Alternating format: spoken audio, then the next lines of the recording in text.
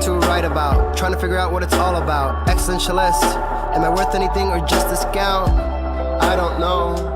I don't know. That was great sounds of Watson with Outside on WNHH LP 103.5 FM New Haven. Myself, Preston, with my partner in crime, Long Island Rays, Elm City made, Mr. E.Z. BlueZ is in the building. My bearded brother, you are always better with introductions more than me.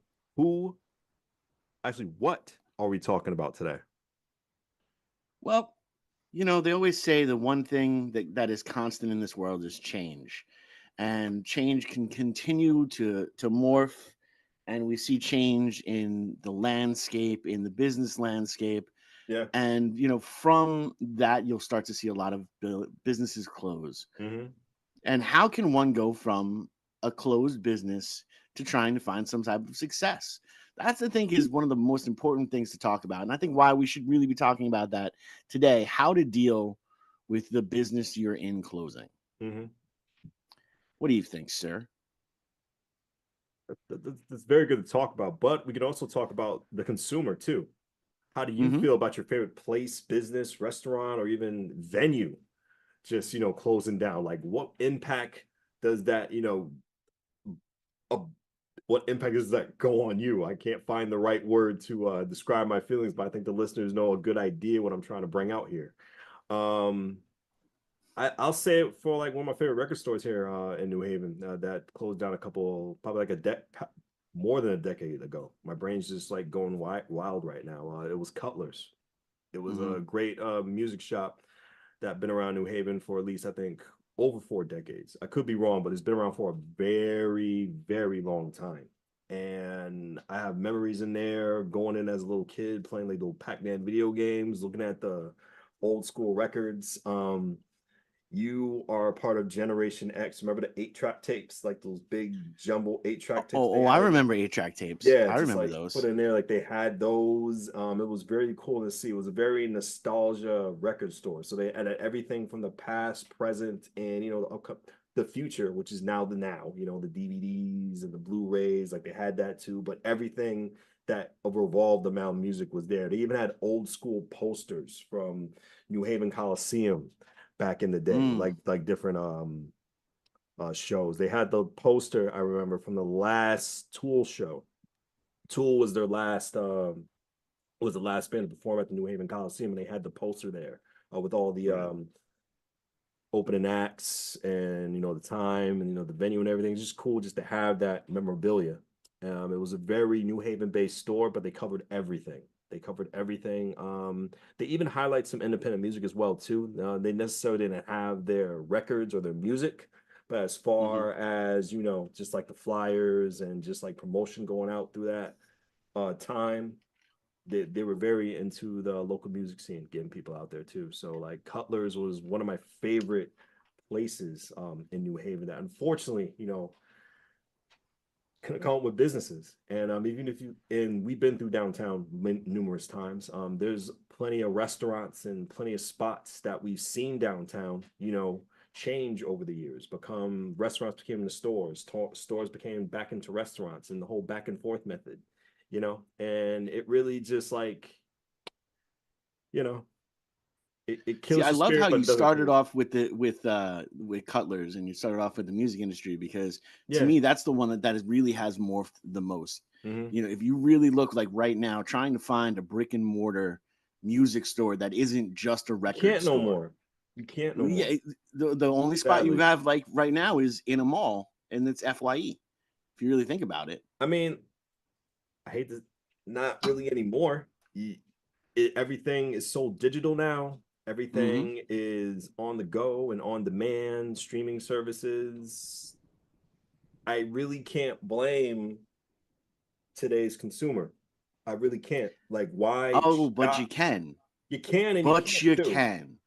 Because I'm saying I can't because I'm that consumer too. I have an Apple Music account. I can, of course, so do I. I can search any music from any genre, from any era of time, from the 60s and so on, and pull that artist in an amount of seconds.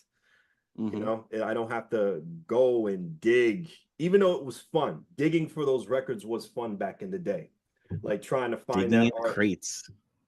Digging in crates. Yeah. Thank you for taking that thought out of my head. I was trying to find the right words to say, but digging in those crates was one of the best things I thought. So just fun because you never know what you can find. And even remember the listening stations at Mm-hmm. different sections, you can just like go into the store and just like pick up the headphones and just you can. And I think the best part, what I loved about it, technology was so advanced back then in time. You can just scan whatever CD or whatever record, and it can pick up the shortest amount of songs. You can get a feel of it, which I really loved. And unfortunately, that's gone right now. You know, like the physical product is gone, which it it's a bad thing. It's a good thing too. So you can get it like on streaming service, but it's a bad thing too because it ruins the experience. You know, Mm-hmm. and it's sad that these kids don't get that experience now. It made you want to go in a store and be there for a little bit. If Right. you had a good time, you eventually would buy 2 or 3 things and just be on your way. And sadly, that's Or, gone. or Yeah, or you go every single day. You go every single week, and yeah. then when you Mhm. saved up enough money, you buy like 10 things. Of course. Something along those lines. So yeah, Even the physicals are so yeah. important. Mhm. And now you can see like how bad it really is Of when course. it goes in front of literally in front of Congress. That I forgot his name. I wouldn't even use his name. Sit in We'll front talk. of We'll talk about. Congress. We'll talk about T. Yeah. I can see clearly. I can see clearly now. The rain is gone. That guy. Uh, Ooh, baby, I love your way. What's his name? What's his name? Oh my God.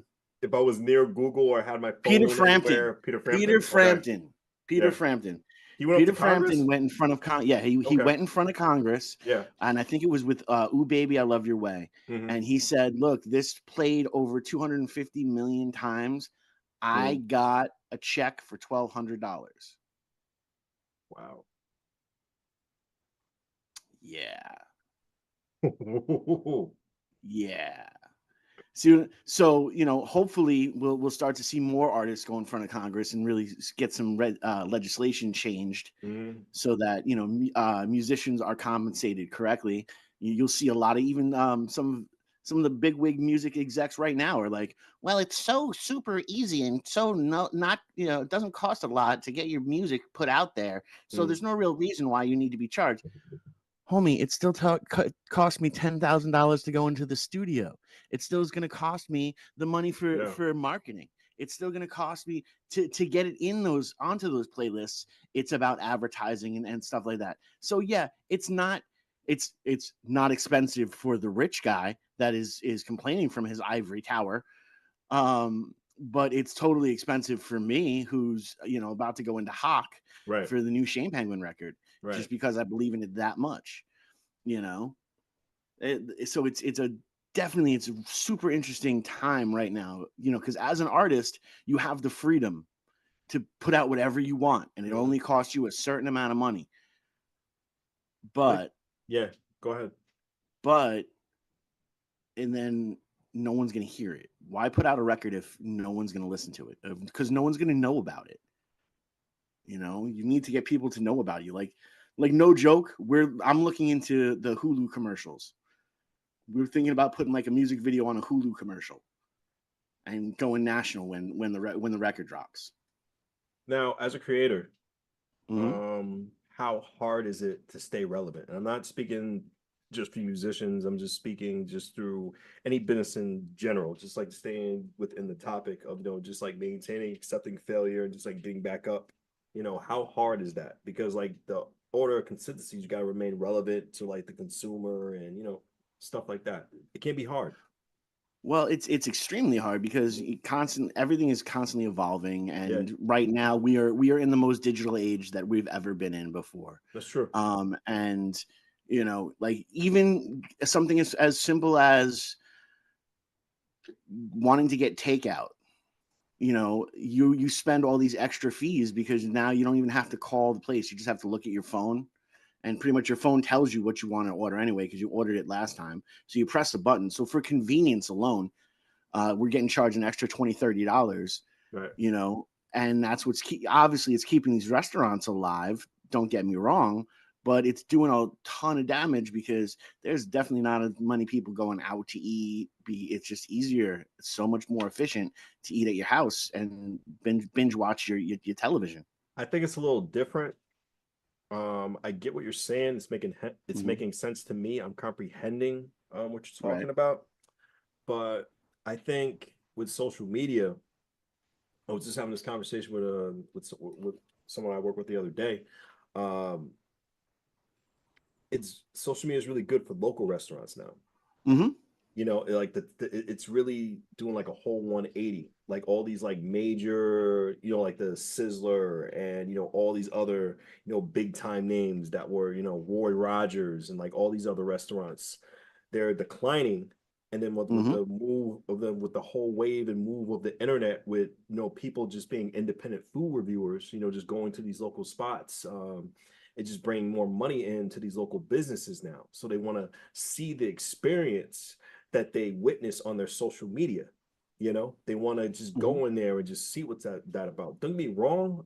It's nice and it's beneficial to have something at your door, but Right. I don't think just the dine-in experience is ever gonna go away. I don't think it's Oh no, ever gonna because go away whatsoever. It's just the place you're at, right. you know. And I think it's Yeah. really good, just like for the local spots, like to get their guarantee and to get their due because is putting more shine on them. But like these big chain corporations, so much is going on. It's you know it's just going to decline. You know, Hmm. because with those Well, local that's a spots, good you thing still though. have, yeah, it's a good thing. It's a good thing. But with those like local spots, you're still gonna get that consistency. You're still gonna get that value. You're still gonna get that quantity that you want, or the not the quantity, the quality, you know, of coming Hmm. in. You know, more than at these corporate chains, you know, you're gonna get, you know, the less quality Right. You when you go into those you're gonna those get big that name 16-year-old that establishments. doesn't care Exactly. about anything or nothing, Exactly. chomping on their gum, sitting Exactly. there going, "What do you want?" And not put in the Sure. work. Yeah. Exactly. You And then know. when you go like to these local spots, you're gonna get people who care, people who are more passionate because like they want their place to shine. And that's the turnaround of it, you know? No, and honestly, like I think you are correct that social Hmm. media has taken over a big portion of the advertising portion Of of course. business. And that's and social media, advertising is a lot more affordable. So mom and pop get a chance to stand with the giant shoulder to shoulder, Yeah. which is great, which is absolutely fantastic, and I Hmm. love that. And for the food industry, it's not fake. Um, but like for the entertainment industry, it's fake as fun. Um, where I'm not kidding. I'm not like they're what they're called industry plants. Like that dude who sang the one conservative song in the middle of the woods and he was never discovered by anything. That dude has had a record contract for years. Okay, that dude had a microphone and whatever. People can go, he's so wrong. He's not telling the truth. No, I'm telling the truth. That microphone that dude was singing through cost at least $10,000. Okay, the quality of film that he was recorded on Hmm. cost money. He's an industry plant. There was an industry plant with that whole song ABCDEFU. That one, it started out with a girl on TikTok live, Hmm. and someone, she was trying to come up with song titles and song ideas, and someone in her messaging was like, "Oh, you should do ABCDEFU." That person was her marketing, uh, worked for her marketing firm. Right. It was an industry plant. All of that was all fake to come up with this great story for you to be invested in so that you get further traction on all of this. So as much as it's phenomenal for industries like um, small business food and different things like that, it also can be super detrimental to as well. Like, so it's kind of like a double-edged sword It is. It that is. you can That's the best way totally, to totally, describe it. Agreed. yeah, you can Mhm. totally cut yourself. And sometimes that's a good cut. Sometimes it's a bad cut. Mm. Yeah, man. But what do you think about Do you think we're ever gonna see like toy stores and like stores dedicated to,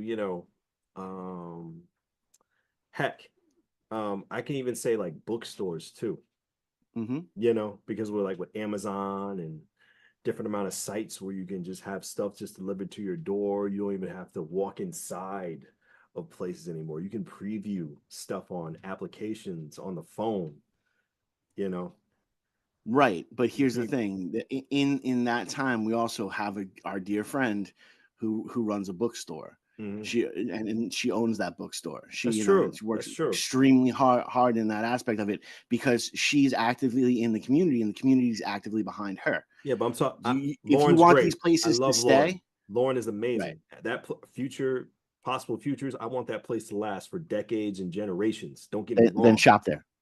I have. It's a great I place, know. and I recommend it for everybody. But I'm Hmm. just talking about like major corporations like a Barnes and Noble or different And chains I'm like that. glad every time one of those sons of guns folds, I'm happy. I'm ecstatic about it because those evil corporations Yeah, are one of the reasons why this country is run as horribly as it is. I didn't know Barnes You and Noble know. was an evil corporation. You can Oh, take it down if you want to. if you have CEOs that Yeah, make 17 times hmm, more than the average worker and right. is complaining that there's not enough money, homie, you're an evil corporation. You know. Okay, Get me so on my soapbox. So Barnes and Noble is evil. What about your thoughts on Toys R Us? They Toys closed down, and they might make a Toys R Us comeback, like a closed down. slight comeback. Oh, but see, they'll make a comeback because of nostalgia. Hmm. You know what I'm saying? Because of nostalgia. The reason why FAO Schwartz, if they're still even in New York City, is going to be Hmm. in New York City is because it was in the movie Big, and it has that keyboard that you can dance on, and all of that fun stuff. So I think nostalgia that wise, store might close down too. I don't have Google or anything, but I know I heard I think about it that store closed. closing. It Yeah, did close, yeah, because yeah, like this I think so. huge toy store with the keyboard and Tom Hanks. But yeah, I totally remember that scene. It's an iconic scene. Don't get me wrong. Yep. But yeah, sadly, like that store closed too. The Toys R Us in New York closed as well too. Like we can't have. Oh my goodness, we can't have good things like this camera I have right now. It's not working out for me. It's not helping me one bit. But we can have the good things. We just have Yeah. to go out there, and we need to stop taking that for granted. Mm. We need to, look. I shop through Amazon. I just got a whole bunch of cool stuff from Amazon because I'm getting my house summer ready, and I need to make But sure aren't that I they have the good devil ceiling. too? Just like Barnes and Noble. They are 100. They're even worse. They're even worse. Yeah. And because it's literally they're getting Mm. pounds of profits over pennies of frustration. um you Oh my know goodness. and they're do when you're so successful, your wife takes, I don't know, $30 million or $30 billion of Mm. yours, and it doesn't even leave a freaking dent in your bank account. Mm. That is a thing. You have too much money, and you're the problem. You are the problem. That Taylor Swift song, "Hi, you're the problem. It's you." That's what it is. She's done great with the money though. Oh yeah, no, she. She I was just definitely showing. gave back with Yeah, her money. I yeah. gotta give the wife credit on that, and still has more. So I think she's Uh the huh. winner of this whole thing.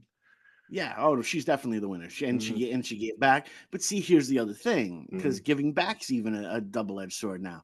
How altruistic is she really when she gets a huge tax deduction from all the money she donates?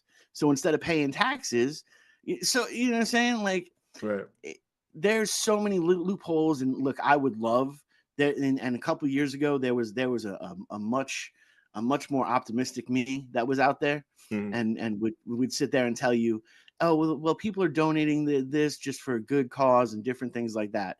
But if you're gonna donate it for a good cause, don't talk about it. Okay.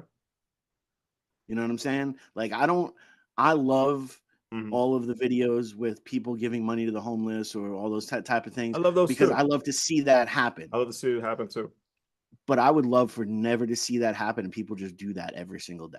So I think your problem is not the helping. Your problem is the clout of it.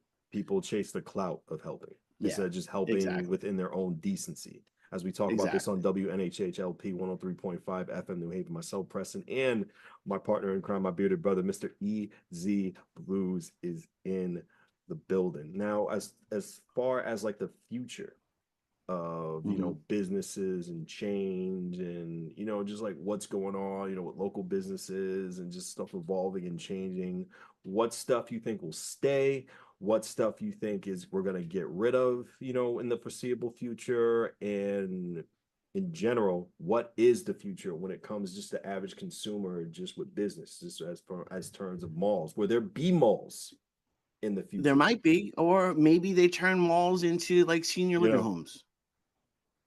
Make them senior living communities. I wouldn't mind that, or homeless shelters. Homeless shelters, living, different type of community aspects that people can go through. Like, seriously, that would be dope. Yeah. I think they will, I think we might have a time where malls will be irrelevant, and we're kind of living in a point where malls are kind of irrelevant and stores are closing from there, and you're starting to see, different things happen. Right. But I think that's going to something that will come back, because people still do like to go out and shop. People still do like to go, and there's some sort of, again, clout chase of that. Teens need a place to hang out. And although they're hanging out more and more online, and I know that, and I understand, Right. it's still nothing like going to the movies with your friends on a Friday night. I believe that, but I believe, if I can barely enunciate my words, I think it's going to be more of an outlet experience. But as far as like a congested mall where it's crowded and you have like the Black Fridays, and I think that's slowly decreasing. I think this is from my point of view. I could be wrong. I want to be wrong. I kind of like the Black Friday thing, the chase, I like that. But with just the on demand with Amazon and just the different applications you have, just the different delivery services, I believe just malls in general, because I'm seeing it more in Connecticut and other states as well too, where you go into a mall, only thing that's open is like half of the stores. Right. Just half of the product, huge. half of the stores is all in general. I believe it's going to decrease. Don't get me wrong, people are still going to go to the movies. People are still going to shop. Everybody loves to shop. Don't get me wrong, but I feel it's more going to be an outlet experience. I feel it's more local stores are going to thrive, and I feel just the big chain malls, that's going to be an end, and I will see it in my lifetime. And I will say hallelujah when the big chains are taken down and we can fully cast off these big chains that have held us back for years upon years upon years. And I hope you're right. It becomes more independent, and more people, be more of that mom and pop kind of thing. Because I know for a fact, until we have that fully 3D, scanner kind of stuff, you're going to need bridal shops. Bridal shops will never go anywhere, because you need to try on that wedding dress. You need to make that whole pomp and circumstance. Of course, yeah. So bridal shops will always be there, which means you're also going to need dress shops and tuxedo shops for weddings and for proms. As long as and again, you definitely need those shops, because they got to try on that prom dress. They you got to get measured in that tuxedo spot and have that guy come way too close to places you don't want to be touched. You know what I'm saying? Oh Lord. I'm not wrong. I'm not wrong. How many times the guy's like, I'm gonna check your inseam? You're like, no, it's not needed. It's not needed. Check my thigh. It's fine. But I do believe the malls are gonna close. And then, like, I know we talked about like big chains closing down, but I think there's gonna be replacement of those chains. I think Walmart's never gonna die. I think Amazon's never gonna die. I think Whole Foods is never gonna die. Shoot, I feel even Uber, like all these like big names that are like taking over the platform now, are just going to be here to stay for a long amount of time. I don't think we're going to see taxis anymore. I think taxis are going to be extinct in the foreseeable future. Just the way how the consumer like feels like different like products. I truly feel we won't have cable TV in the foreseeable future. I know it's going to be great. I feel that I feel that's going to end because we have so much streaming services, we can just watch on demand right now. So that's the change I No, see coming.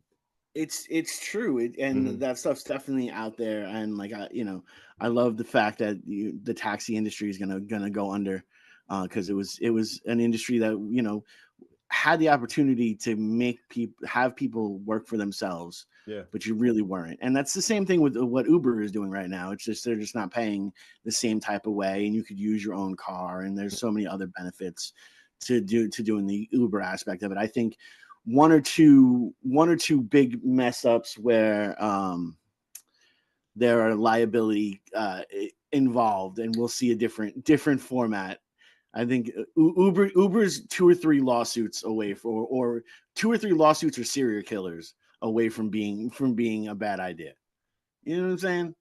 Because the first time we have the Uber driver mass murderer, then Uber's going to be a whole different ball game. And look, I'm not saying it's going to happen, but I have a pretty good way to see how things pan out, and I'm usually right.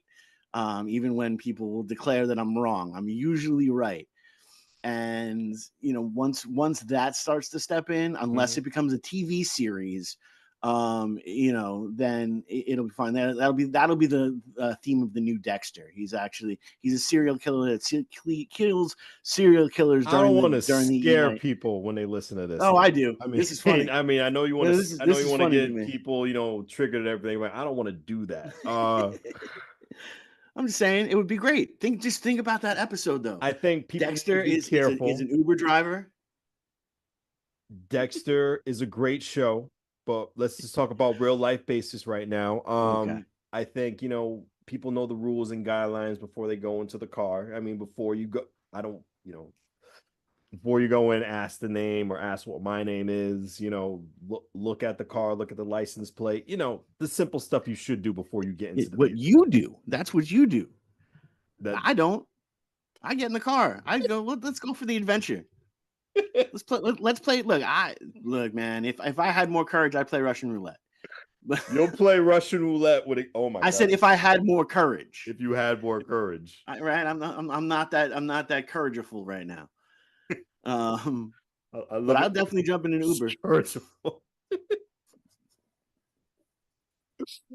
But back to the topic at hand. Right. I do feel that taxi drivers will become extinct because you got Uber, Right. you got Lyft. I believe companies are no longer going to hire their own delivery drivers and will just rely on Uber and DoorDash and and all these other services that deliver goods to people.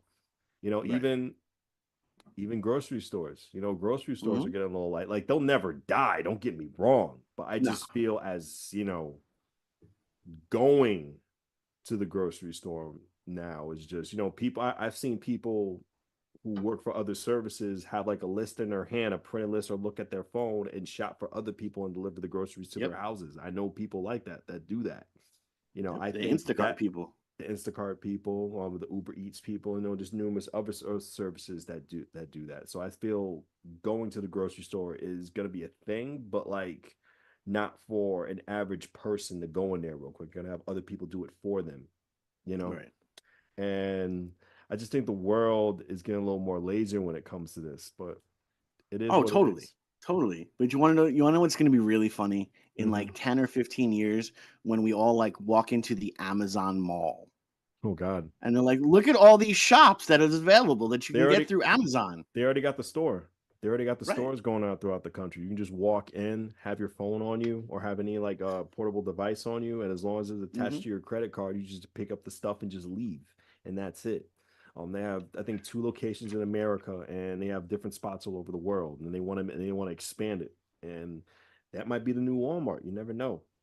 Might be. That'll be so super interesting. I would totally never go shopping again.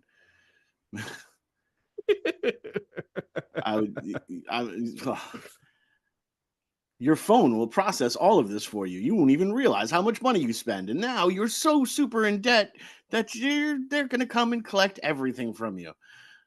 it just seems like such a bad idea, but it's the way we're going because, again, we are moving towards more of an automated society. Speaking of automated, we work for a publication. We Mhm. barely see. I know I saw it as a kid, and you saw it as a kid. Just newspapers and just like regular, like New York Times. Everything's online now. Your information. Yep. There's nothing like the. I remember when the newspaper guy just like threw the stuff at my porch when I was little. We don't have that anymore. That's never going to happen anymore. Everything is, digital and mobile now when it comes to our information and our access. And I think the craziest part is some access, some news we don't know is the actual, information. Some we definitely know is the actual information. I think that's another thing to highlight when it comes to just access, to the info that you need to know in the world. I think a lot of local publications are thriving right now when it comes to news. Even different YouTube accounts, different Mhm. TikTok accounts, people spreading, actual information, actual, stuff people Well, need no, to know about the world out that's there. become something very huge, Mhm. and yes, you definitely when scrolling through your Facebook, feed, Yeah. when you see certain articles about, like, I don't know, we'll say Roseanne and how her new CBS show is doing so much better than the Connor show, and then you realize she Right. doesn't have a CBS show. Right. There's nothing on CBS for Roseanne. So you Right. know that that's a lie. The fact that they're allowed to put this stuff out there blows my mind. Right. Blows my mind. The clickbait has become ridiculous. Like, has become ridiculous. And we're starting to see the actual, now. So when something like super real happens, like Mhm. 34 times, but people can still be like, nope, that's not true, that's not what happened, I'm denying it. No, that's not how logic works. That's not. No, stop. Yeah, so you have We to need to we go ahead. we need to get to a Mhm. place where our news, not our media, but our Mhm. news, is at least held accountable for being factual. I don't think we're ever gonna get there. I know. I know. It's It's nice gonna to be see it. bad. I would love to see a medium. I know some some areas, some news, like our good old New Haven Independent, they offer the medium. They offer straight the facts. They, of course, everybody has their opinion piece. Everyone's Right. entitled to that. But I think majority of the news and the majority of information that we receive, we really have to fact check. I think just pretty much the beauty of just the internet now is now we could actually know some of these liars and some of these biased news organizations that are forced upon you to make it believe that it's true when it's really not. So that's Hmm. a positive side out the internet. But there are publications out there that actually do just give you straight the facts and give you just the Right. whole medium, not biased at all. So, we're happy to work just for an organization like that here. Yeah. No. And that's why I say individual and Mm-hmm. private media is always going to be better than big corporate media because Of they course. have something to sell you. They have an agenda to move. They have an Mm-hmm. agenda to press.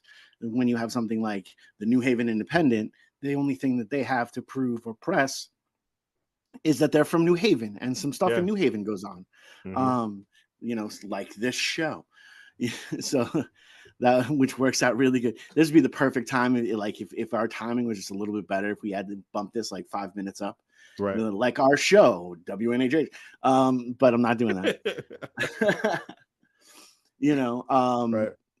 Different type of aspects are always going to be there. And yes, you're gonna have to dig more, but that's also, you gotta start to then look, there's a book out there called The Lies My Teacher Told Me. It's a Mm-hmm. history book. Yeah. And it's all about what actually happened in history and not what we were taught in school. Mm-hmm. Because we were taught in school a lot of lies. We were taught in school a lot of nonsense. And now it's getting worse. So yes, go run over to that, internet search and hope that you're searching where all the facts are, and you're not just mining more, going into an echo chamber of what you initially believe. That's going to be, and that's on either side. I'm not making fun of one side or the other. So both sides have their echo chambers, you know. But yeah, it's actually terrifying. leads to my next topic. Let's talk about whitewashing history. As we got, you know, that in my opinion, I know we're talking about dealing with change in business. That's the whole topic of today's program. But when we deal with change of history, that is actually kind of comes together with change of businesses. You know, certain people that we thought that we thought were good were actually bad people. Certain people who were highlighted as the villains actually turned out to be the hero.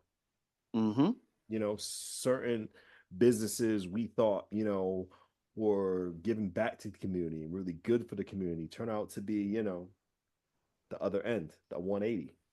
You know, how do you feel about that? Just like as we get older, we reveal, we learn all these secrets just about corporations and even let's again, we're in New Haven, Connecticut, and in the recent years we've actually had something you know show up that still inflames some of our residents, and they're entitled to their inflatement, like whatever. Absolutely, but understanding that Christopher Columbus was made popular because they were trying to help out of white supremacy. Because they were trying to help get the Italian people to feel like they were more white than of color. So they brought up this comic strip of Christopher Columbus, and that's where all these stories came from. And that's why, you know, Columbus Day falls in Italian American Appreciation Month.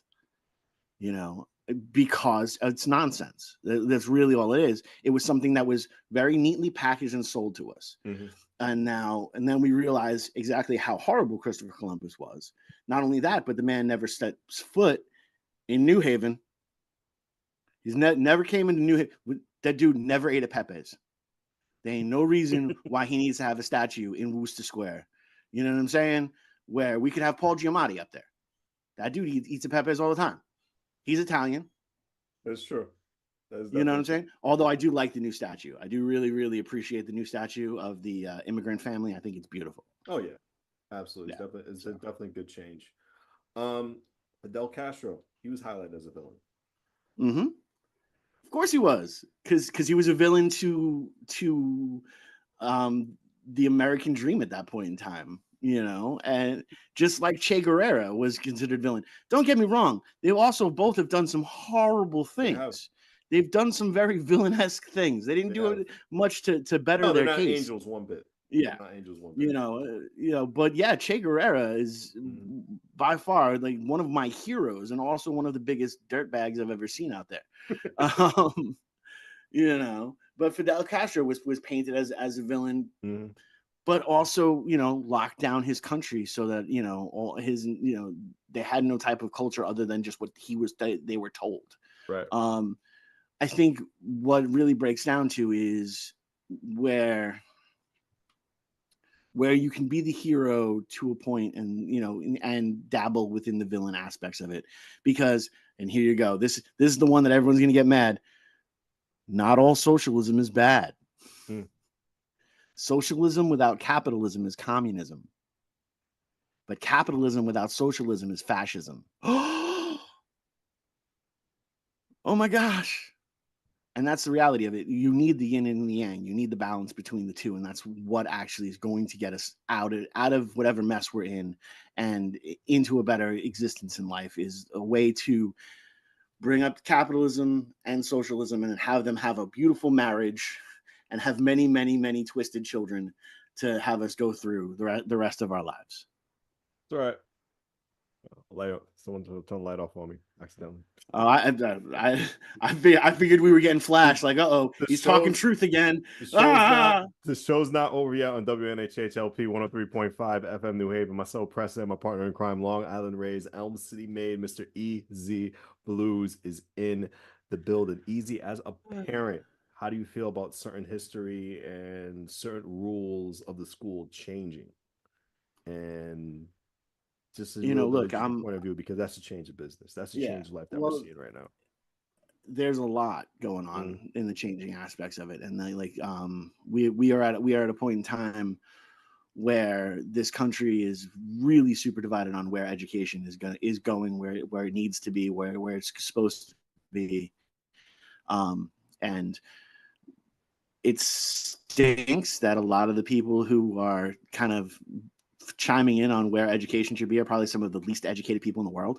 And they're in positions of power. I'm not poking fun at either sides. I'm saying there are people in a party that are not well educated, that feel that there are lasers out there and all this other kind of stuff. And they have positions of power. And they're the ones that are making the call on what education should be. What? I personally feel myself, and this is how I feel about it, and I don't feel anybody should run for political office if they cannot at least get past the first round of Celebrity Jeopardy. Okay. Or at least make it to final Celebrity Jeopardy with money in their account. The Celebrity Jeopardy isn't as hard as regular Jeopardy, but it's still kind of hard. So I think it's good things. I'm not setting the bar too high. Not setting the bar too high, but I'm setting the bar a lot higher than it is right now. I'm not really a political person that much, but I just feel when it comes just for the making decisions, just for all age groups, I feel there should be just an age bracket of where it comes just to making effective decisions. Like, for example, I think what president, you gotta be 35. I think that's fair. Right. I think there should be an end limit. Maybe 65, maybe 70, maybe 60. Because we're all gonna get there. Maybe 36. You're just the president for a year. No. I'm just talking about like the end age. Oh yeah, I know. I'm being real. You're only president for a year, and then that's it. You turn 36, you're out. No. But I just feel that way when it comes to Congress and like other stuff, But you can go right ahead. I didn't want to lose your train of thought. No, you're 100% correct there, and I do feel there should be age limits for all political aspects of it, because there's no reason why there are people in their 80s that are making decisions for people in their 20s. Man. You just are coming from two different worlds. 80 years ago, let's be real. 80 years ago, it's a different time. It was a completely different time. You're talking about what, 1940, 1950? Yeah. That's a long time ago. There were different color water fountains back then. Well, yeah. You know what I'm saying? There definitely were. Yes, that's not cool. I don't want those people making choices for me. No. And these are people who don't really know about the outside world. They don't know about the outside world, and they really don't know what goes on. They want to stay in their bubble. They don't really want to, advance their way of thinking, because when we talk about staying consistent and staying relevant as a politician, I feel you have to, because you are providing services for the people around you. You're trying to make their world a better place. And if you're just stuck in that one mindset of thinking, I just feel it's just set up for failure. I really do. No, it's 100% set up for failure, but see, people aren't looking at it like that, because at least they're getting something out of it. And that's, again, I'm not pouring salt on anyone's hustle. If that's how you're making your money, you're doing what you got to do. I'm saying that the system itself needs to be reevaluated. It needs to be, squared away. I feel that there should be age limits, and I also feel there should be term limits. I feel like there should be term limits for even Supreme Court justices. These lifetime appointments are ridiculous. It makes no sense. It really doesn't. So I definitely feel you on that. And they go, See, we're talking rebellion again. See, they're gonna try to shut us down. We're talking rebellion. We're just talking about just being fair. And I don't think I don't think this is a political conversation. I just think it's just an average conversation, because I don't think we're the only two to ever talk about this or state this at all. Right. You know, when it just comes to making our decision. I mean, there's stuff going on right now in the field where, it's a thin line and it's wrong. I don't really want to get into that right now, because we're talking, we don't want to just talk off topic, but it's really scary. No, you want to. I mean, technically, you could definitely bring into the thing of how you could deal with a failed business and be successful. Because I mean, he is the king of fail. There's nothing he's better at than failing and losing. He's made millions of dollars off of that. Let's be real. Totally agree. I agree 100%. Absolutely. I definitely do it. Yeah. But again, leaving that completely aside. You have to stay 100% able to up to a change. You have to stay flexible. Anytime you get too rigid in any point of view, that's when there's going to be a problem. You have to allow for another point of view to chime in and probably prove your point of view wrong. You know how many times my point of view has been proven wrong by another well-educated point of view? A lot of times. A lot of times. It's a beautiful thing. And honestly, that can make you better. That can make you better, 100%. And I think the founder of Walmart, I think his name was Sam Walton. He did this smart Sam Walton, that son of a gun.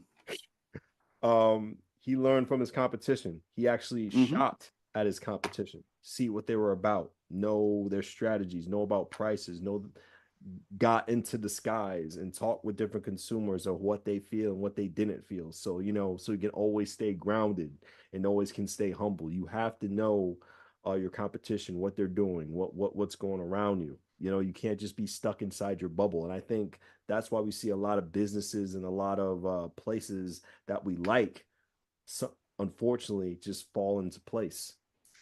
For example, I hate to put you out there, but I am putting you out there. Go ahead.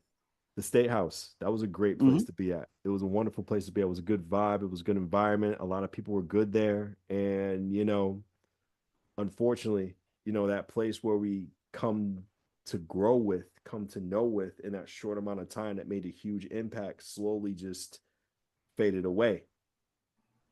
I don't know if it was a team. And then that's to do a lot with change. Exactly what took Carter's out.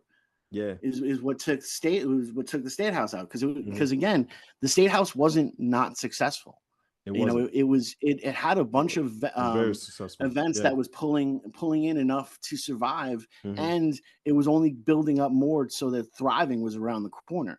But of course, the face of industry changes. The city, wanted to go in another way. And it wasn't even necessarily the city as much as it was the people who owned that lot wanted to go another way. And they went another way. And now we're starting to finally, a year and a half later, a year later. I just like to say a year and a half later.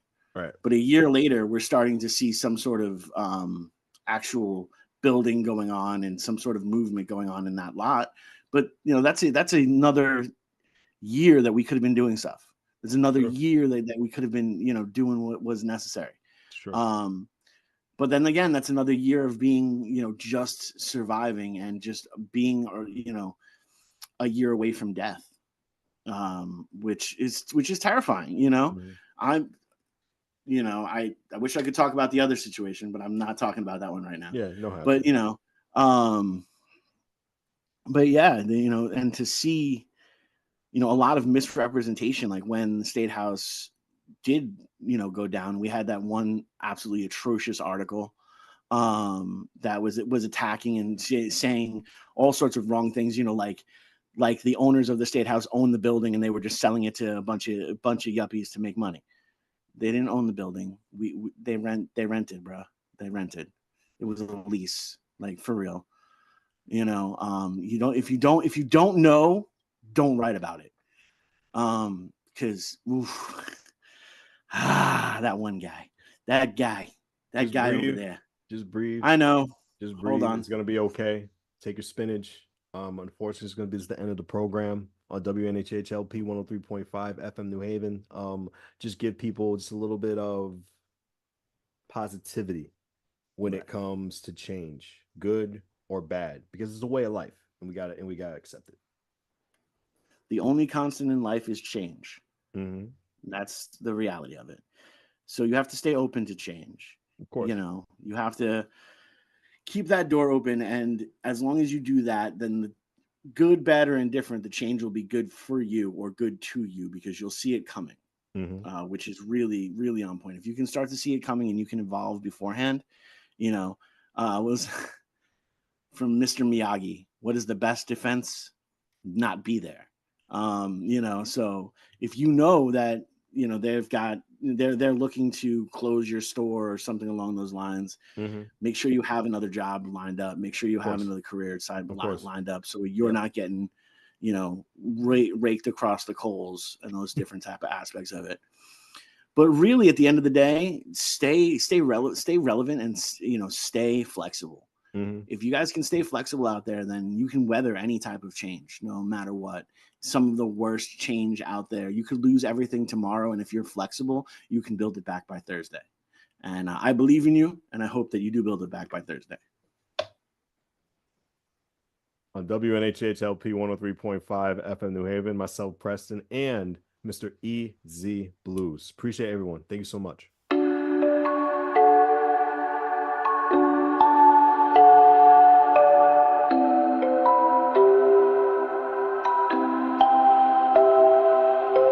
Wondering what to write about, trying to figure out what it's all about. Existentialist, am I worth anything or just a scout? I don't know.